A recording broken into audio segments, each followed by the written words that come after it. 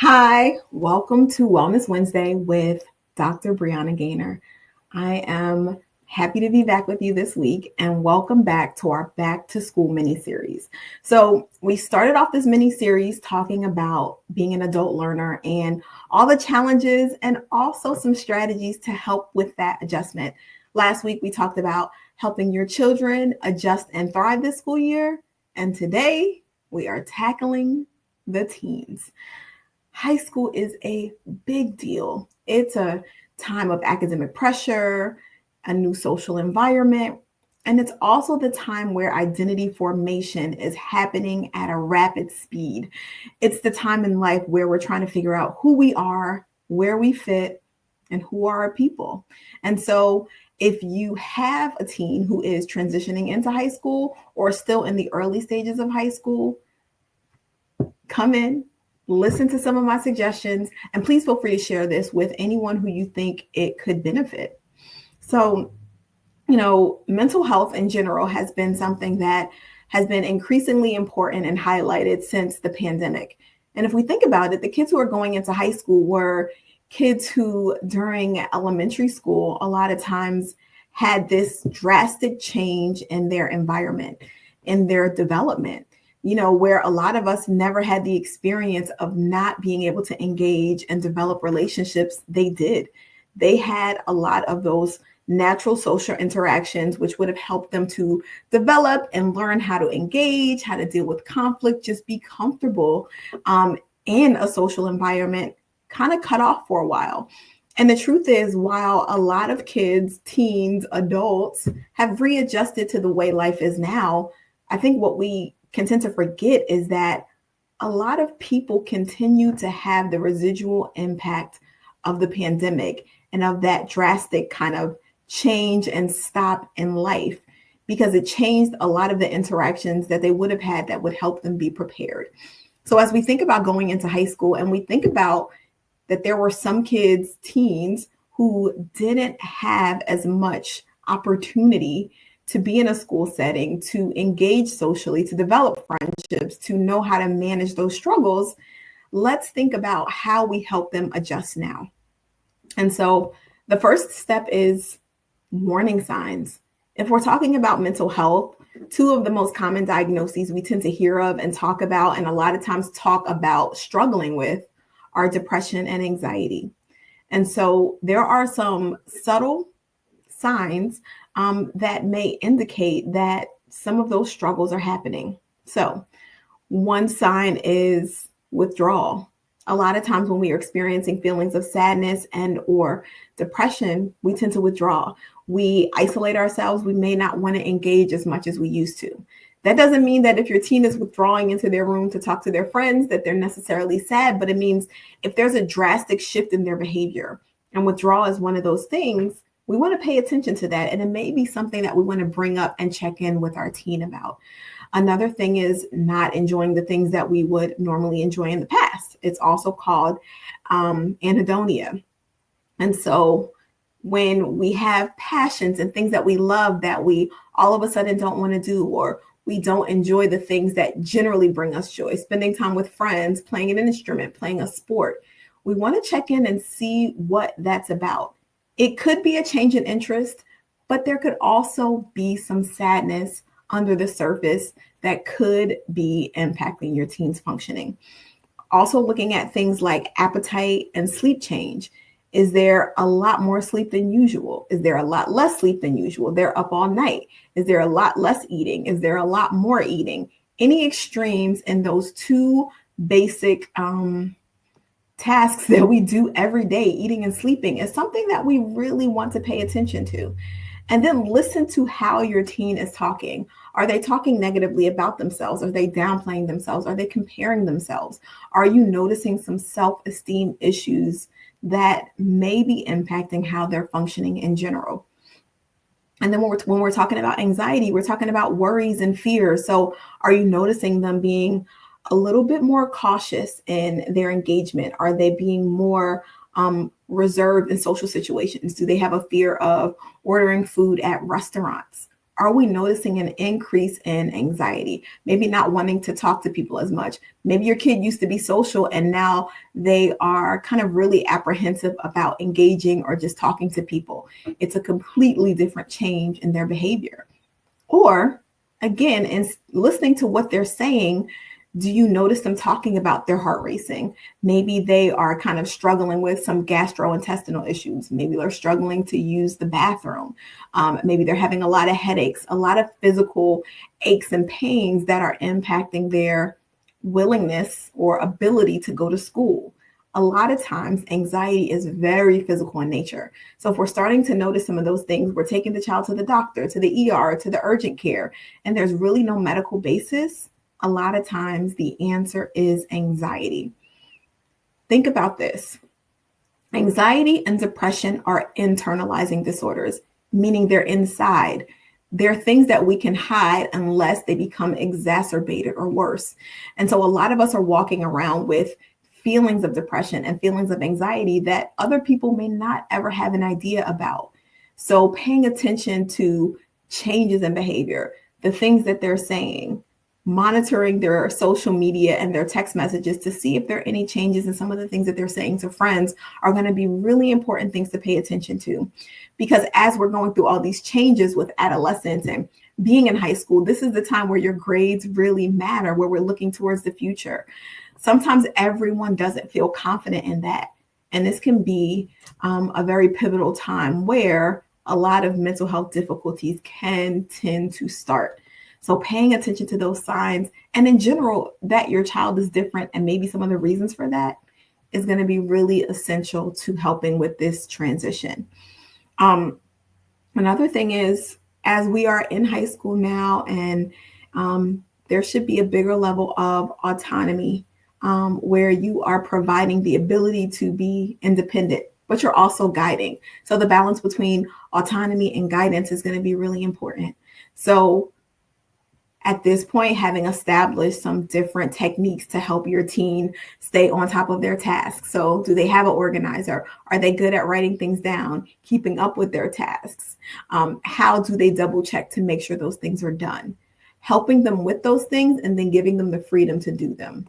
If you're noticing that they're struggling with keeping up with tasks, with studying for things, with turning things in on time, let's develop some strategies to help them do it, watch them, and then taper off and allow them to do those things on their own.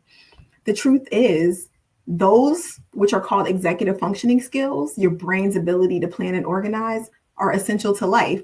We all need to be able to complete the tasks that we need to do, get things in on time, efficiently do tasks.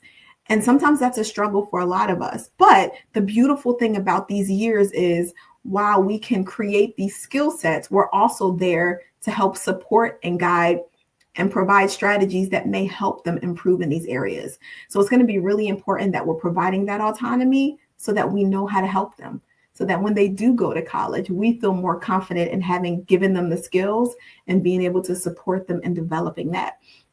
It'll be quite amazing, the changes that you'll likely see from 9th grade to 12th grade in terms of maturation. A lot of growth is happening at this time. So the more skills we can give our teen related to mental health and related to academic functioning, the better they'll be. And then let's also help them grow a mindset about challenges that is based on growth and not defeat. So what does a growth mindset mean? What that means is challenges are going to come. It's not if, but it's when. And how do we deal with it? Being realistic about the fact that life is hard. There are going to be things that are unfair. There are going to be things that I'm going to fail at. There are going to be things that I really try hard on and might not get. I may try out for a sports team and not get it. How do we deal with those challenges and not let them defeat us? And so part of that is first acknowledging that it's hard. It sucks to not be chosen, to try your best and it not work out. That is a difficult thing for everyone.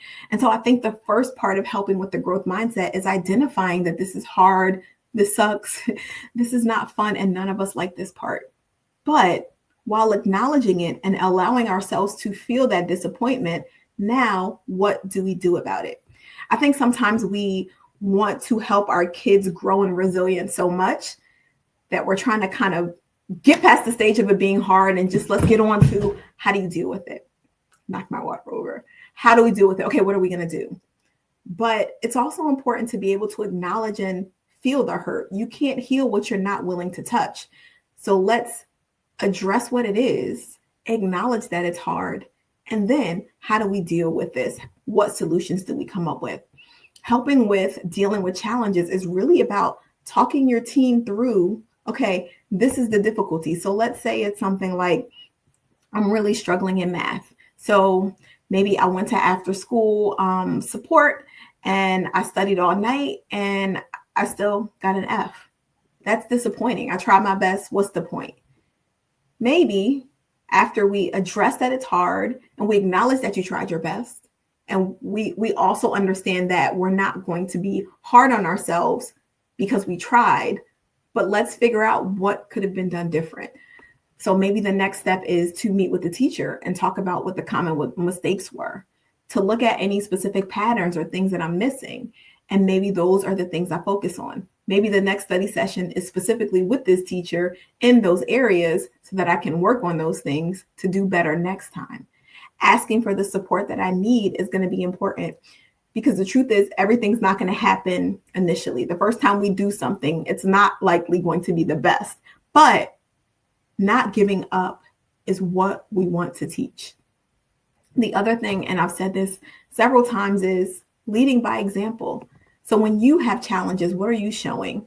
Are you talking through difficulties with your kids? Of course, in age appropriate ways. They don't need to know all the details, but understanding this was a difficulty. I was upset about it. And now this is what I did. They are watching a lot more of what you do than what you say. So really identifying what that looks like for you on a daily basis is more valuable than you can even imagine. You know, a lot of times our parents, the people who are really pouring into us are our heroes. And we want to know that they are experiencing the same things. It's not just us. And a lot of times when we do struggle, especially when we're younger, it tends to feel like it's only us. So being able to partner with other people who can guide you through the process is essential to growth. So those are the three kind of overall arching things I want us to pay attention to. Any signs of change in behavior that may indicate concerns with anxiety or depression, supporting autonomy and guidance, really teaching them and allowing them to learn, and also supporting a growth mindset where we are going to face challenges. But let's talk about how we first identify that it hurt and how we deal with it moving forward. So in that vein, I want to talk about some specific strategies that I think are going to be helpful. And the first is open communication about stress and mental health without judgment. One of the easiest ways to do this is to kind of start talking about highs and lows of days. So let's say at dinner time, everyone says what their peak was and what their valley was, what the best moment was and what their least favorite moment was.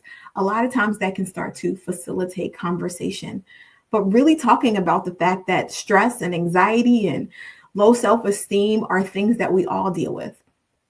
And so being able to have those conversations are important. And sometimes that starts with you, just talking about some of the things that you go through at work and how you dealt with it. Again, modeling that it's okay to experience these things. So how do we deal with them? But it's okay to feel how you feel. It's okay to be anxious. It's okay to be sad. It's okay to struggle with things. It's okay to not feel confident in yourself. Giving permission to not be okay. And then help your teams set realistic goals and break down tasks. One of the things we talked about is creating that autonomy. So part of it is, okay, how do we start this big school project? What do we have to do first? Maybe we have to pick a topic. And then maybe the next step is to find the sources. And then maybe the next step is to review what those sources are. And then we're going to pick a PowerPoint. A lot of times tasks can seem overwhelming. And so as we're teaching some of those executive functioning skills, those organizational skills, starting to help you think through different chunks and pieces of the task can help it be a little less overwhelming. If I have a 20-page report to write, most kids are going to be overwhelmed by that. And sometimes that can lead to shutdown. So how do we stop, pause, and take it one step at a time? Sometimes even helping your team to kind of prioritize how to do that is going to be essential to them, helping them think through in ways they hadn't.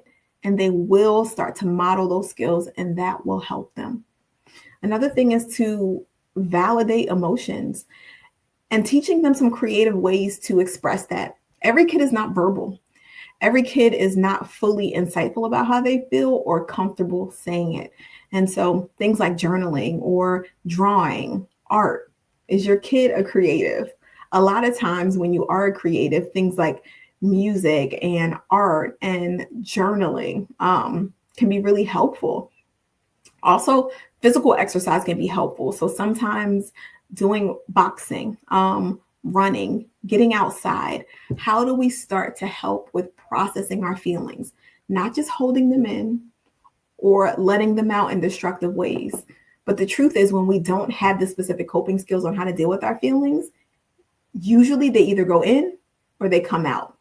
And both of those are not going to be the best, because a lot of times it tends to be extreme, where I'm not telling anyone how I'm feeling, but I'm silently struggling, or I'm having a lot of anger outbursts. And if I could work on identifying what's going on, it may lead to less behavioral issues. So let's start to not only provide ways to talk about how we feel, but how do we release that?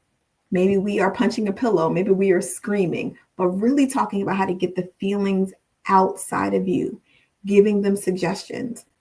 Maybe they won't utilize all the suggestions, but starting to get those thoughts, those feelings, those concerns more present by talking about them, by identifying that we have to touch it and feel it to heal it. It's going to be important for your teams. And then encourage them to get involved. You know, one of the great things about this time is you are figuring yourself out. And it's just as important when you do something that you enjoy and when you do something that you don't enjoy as much, because it's really helping you kind of figure out where your passions lie. So maybe you don't like the club, but maybe you really liked being a part of a group. Maybe you really liked taking the notes. Maybe you really liked being a leader.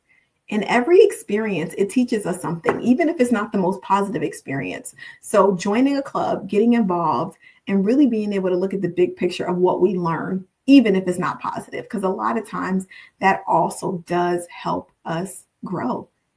And we kind of have to figure out, it's important to figure out what works and what doesn't. And we won't know that until we try.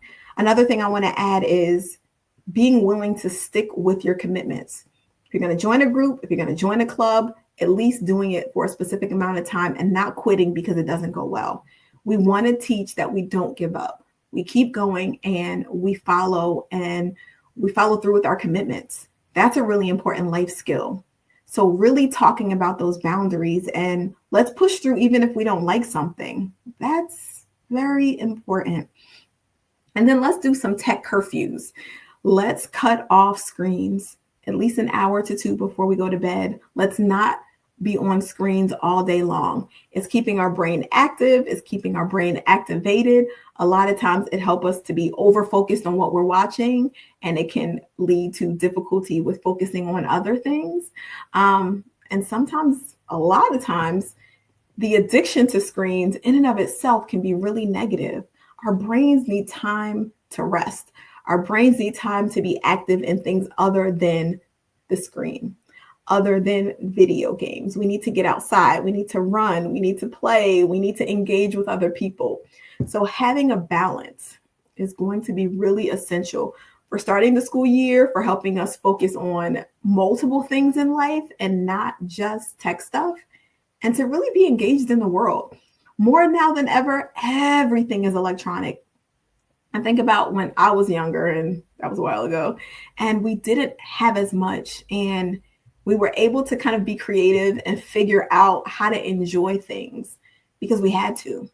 So getting back to enjoying multiple things, or at least giving your brain a rest, is going to be important. Kids are working overboard. You know, this is the time when you are developing in every single way, and not having an over focus or overemphasis on screens is going to be important. And then let's start to teach some problem solving and resilience skills by talking through the difficulties we're having. How do we deal with this? What's our plan? If that doesn't work, okay, let's talk about what else we do. And being willing to ask for help. I think a lot of times, especially when we have children who are very independent, who want to do well, who are motivated and strong willed, there can be a need to try to figure it out on my own.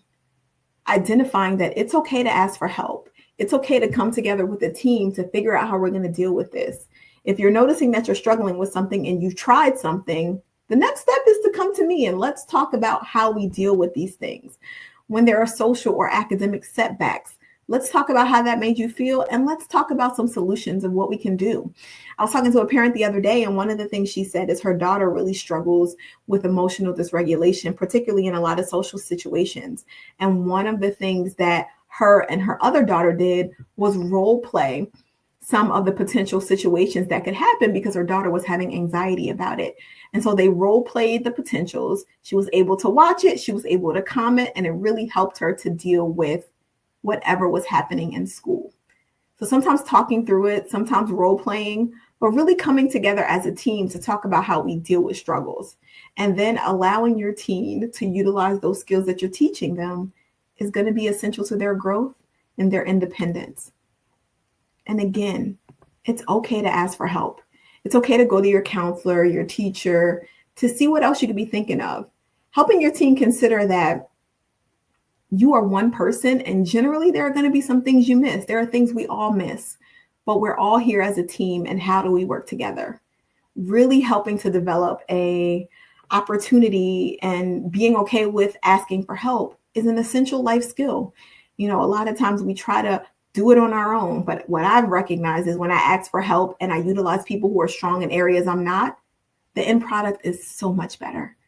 And so there is so much insight and life experience you have.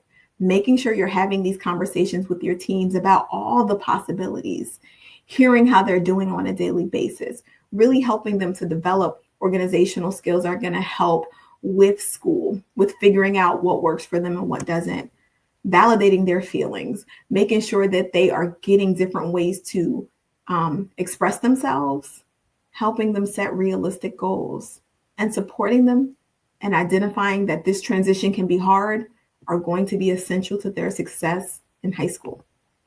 Now, you can do this. You've done it before. You will do it again. So this has been Wellness Wednesday with Dr. Brianna Gaynor. And I hope that these tips have been helpful, and please share it with anyone who you think could benefit. Also, don't forget, Nina's Smile reminds us that when friendships shift and life gets difficult, healing and growth are possible. So if you want a story about true resilience, please visit drbriannagaynor.com for more information about my first book, Nina's Smile. We look forward to seeing you again on Wellness Wednesday. We will be continuing our back to school series for a few more weeks. And hopefully this school year has started out great. Look forward to speaking with you again on the next Wellness Wednesday with Dr. Brianna Gaynor. Bye.